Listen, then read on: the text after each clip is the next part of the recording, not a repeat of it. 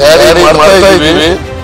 ಈ ಸರಿ ಕನಿಷ್ಠ 20 ಲೋಕಸಭಾ ಸ್ಥಾನಗಳನ್ನು ಗೆಲ್ತೀವಿ.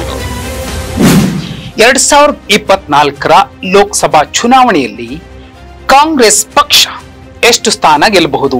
28 ಲೋಕಸಭಾ ಕ್ಷೇತ್ರಗಳ ಪೈಕಿ ಕನಿಷ್ಠ 20 ಸ್ಥಾನಗಳನ್ನ ಕಾಂಗ್ರೆಸ್ ಗೆದ್ದೇ ಗೆಲ್ಲುತ್ತೆ ಅನ್ನುವಂತಹ ಒಂದು ಭವಿಷ್ಯವಾಣಿಯನ್ನ ಮುಖ್ಯಮಂತ್ರಿ ಸಿದ್ದರಾಮಯ್ಯ ಅವರು ನೀಡಿದ್ದಾರೆ.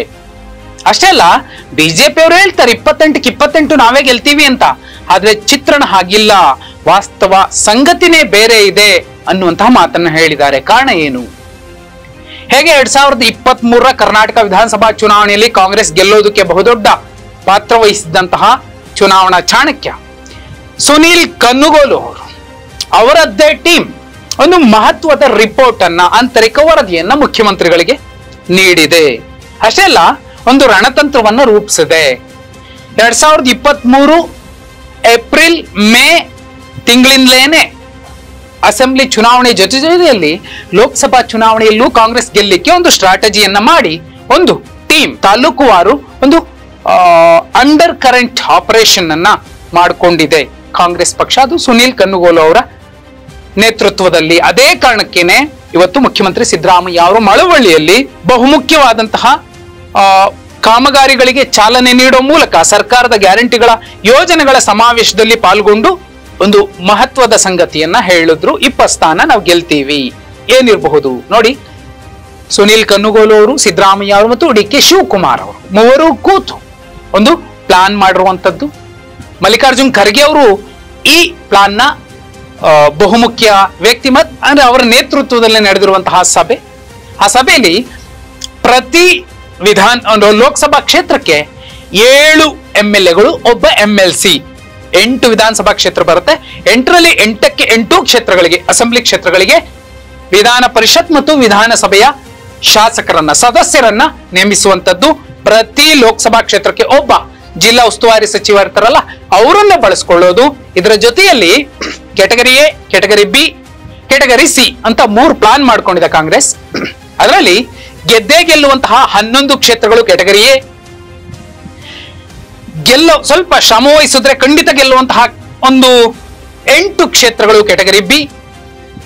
ಇನ್ನುಳಿದಂತೆ 2, 3 ತುಂಬಾ ಶ್ರಮ ವಹಿಸಿದ್ರೆ ಗೆಲ್ಲುವಂತಹ ಕ್ಷೇತ್ರಗಳಿದೆ. ಈ ಲೆಕ್ಕಾಚಾರದಲ್ಲೇ ಕನಿಷ್ಠ 20 ಸ್ಥಾನಗಳನ್ನು ಗೆಲ್ಲುವಂತಹ ಪ್ಲಾನ್ ಅನ್ನ ಕಾಂಗ್ರೆಸ್ ಹಾಕೊಂಡಿದೆ.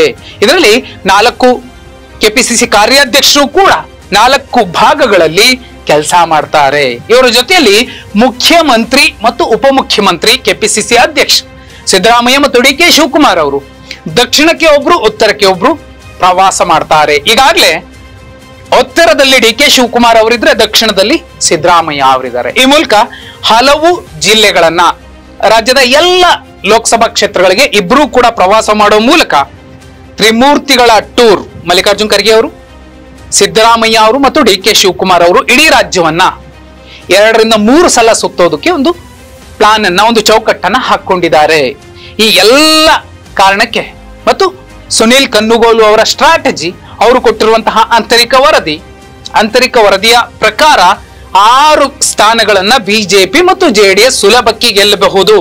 ಇನ್ನುಳಿದಂತೆ 15 ಕ್ಷೇತ್ರಗಳಲ್ಲಿ ಕೆಲವು ಕಡೆ ಬಿಜೆಪಿ, ಕೆಲವು ಕಡೆ JDS neck to neck fight ಕೊಡಬಹುದು.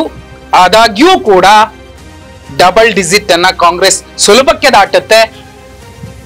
ಬಿಜೆಪಿ ಮತ್ತು ಮಿತ್ರ ಪಕ್ಷ NDA ಇಬ್ರು ಸೇರಿದ್ರು ಕೂಡ ಸುಲಭಕ್ಕೆ ಡಬಲ್ ಡಿಜಿಟ್ ಅನ್ನ ಸದ್ಯದ ಮಟ್ಟಿಗೆ ದಾಟೋಕ್ಕಾಗೋದಿಲ್ಲ ಅನ್ನುವಂಥದ್ದು ಸುನೀಲ್ ಕನ್ನುಗೋಲು ಅವರ ಲೆಕ್ಕಾಚಾರ.